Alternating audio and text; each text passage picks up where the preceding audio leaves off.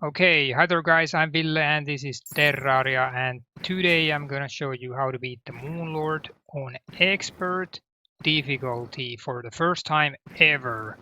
So this method is a super simple solo strategy. All you need to do is fly around with a flying mount and attack the Moonlord with a melee weapon like the Solar Eruption or any other kind of weapon that has a little bit of range, and that is it. No need for boxes, no need for NPCs, no need for statues. Ultra simplistic. Right, I don't even have any modifiers on these accessories, no extra defense here, which sounds crazy since we're doing expert, but it does freaking work. And all the gear is pre-Moonlord, so if you're trying to beat him for the first time ever on expert, then you can use this method just for that.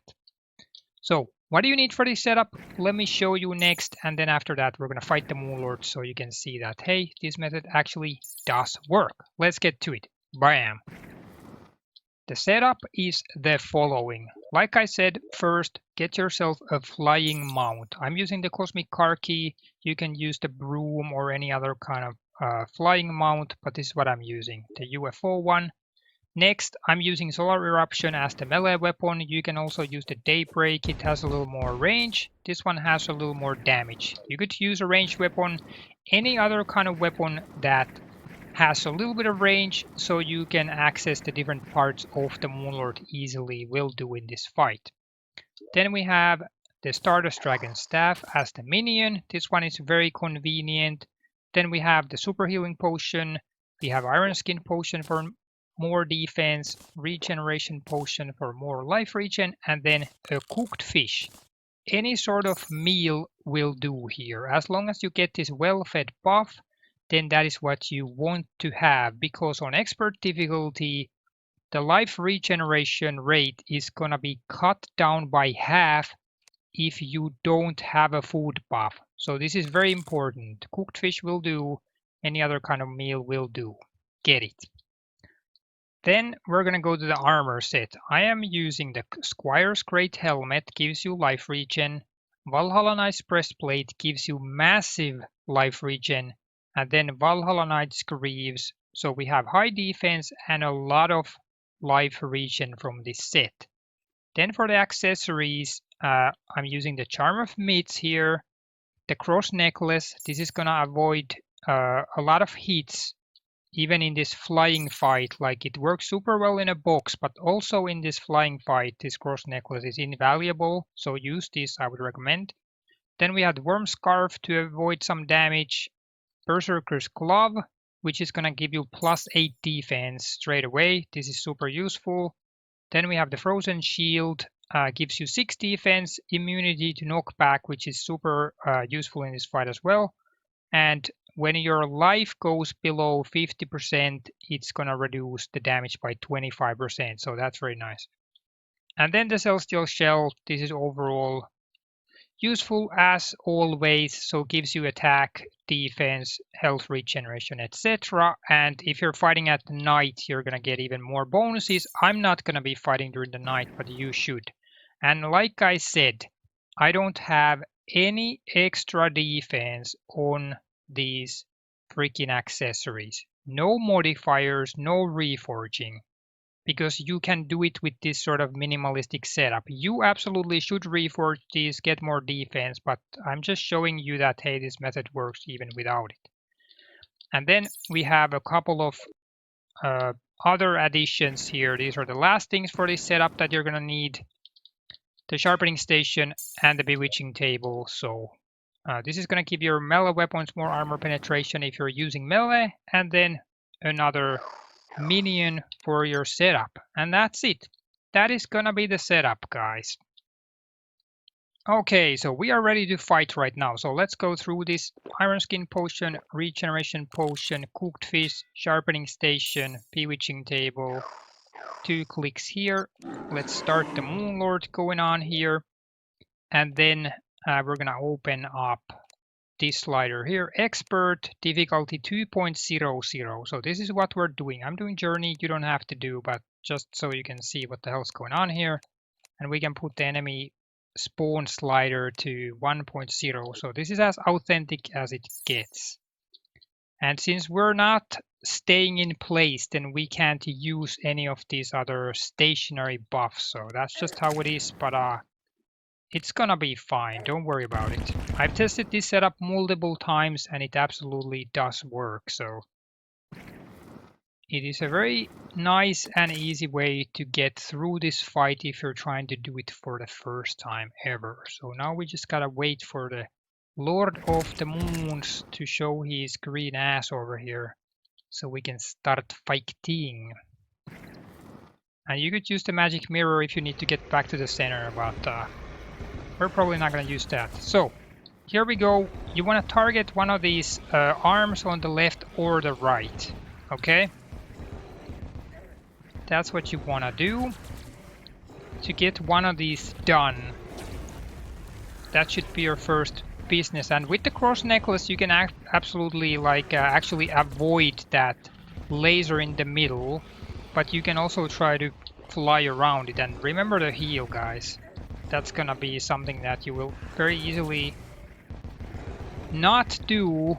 Okay, look at that. The laser, you can go around it, but that didn't work at all. That's what you should try to do.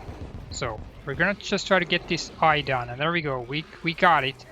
And now you would want to get into this pocket right here, where this one is, because it's gonna start doing like a little bit of damage to you, and you can avoid a lot of the other hits. Look at that. Here we are. We're in the pocket. We're in the pocket. We can still reach this eye in the upper part over here. You could switch to the daybreak if you want to. We want to heal when we get to this point. There you go. So this is why it might be good to have like different options for weapons, because so that you can reach these other parts. And look at this. We're taking little chip damage from the hand, and because we have the cross necklace, it's actually helping us avoid the other big hits. So cross necklace, freaking MVP once again. There you go. We did it. We got through that. Now we have, oh my god, we have one more eye left here. So just keep going to the other direction now. And hopefully we can avoid all these other goddamn hits over there. There you go, just watch for those eyes. Those are nasty. Heal. There we go. No problem, no problem, no problem at all. This one right here. Okay, and now switch back to the daybreak again. Okay, we're gonna stay in this pocket here. We could probably use this one. Yeah, we can. We can use either of these melee weapons. Stay in the pocket, stay in the palm of his hand. And we're gonna bypass a lot of these damage. Look at that, just went through us. No problem at all. F you, Moonlord, F you.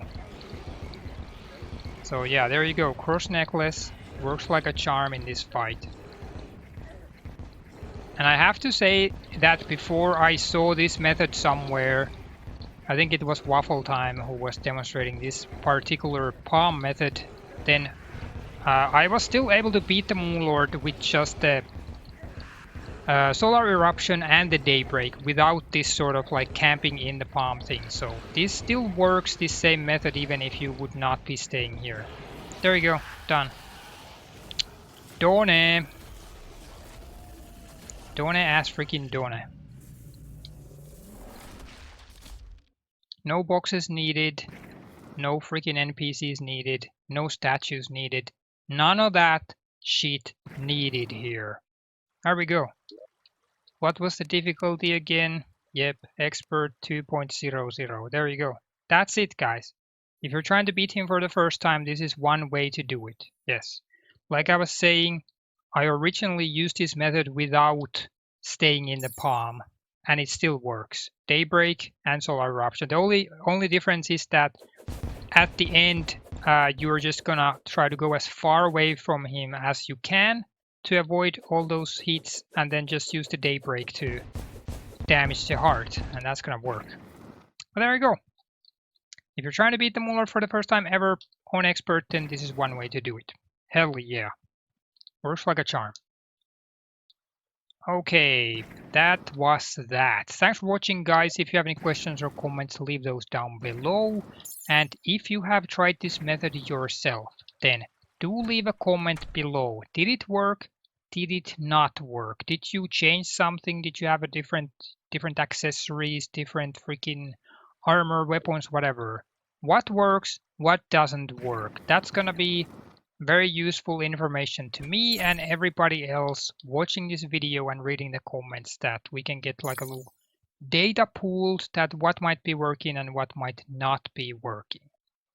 And thanks for watching as usual. I appreciate the support, absolutely. If you liked this video, you thought it was helpful, do press the like button. That's gonna help me out with the YouTube algorithm. Thank you very much, I appreciate it. And if you're wondering how to get some of these items, by the way, then do check the official Terraria Wiki. I have a link to that in the description box. That place has incredible amounts of information on every single piece of freaking equipment that you ever want to know about. So that's a great resource where you can find out how to get these items. I also have links to some of the other videos and playlists and whatever the hell on my own channel in the description box. So the description box is your friend. I will list this whole setup there as well. But that's about it. Thanks for watching, guys. Hope you have a good day and see you again next time. Bye bye. Take care. Bye. Bye.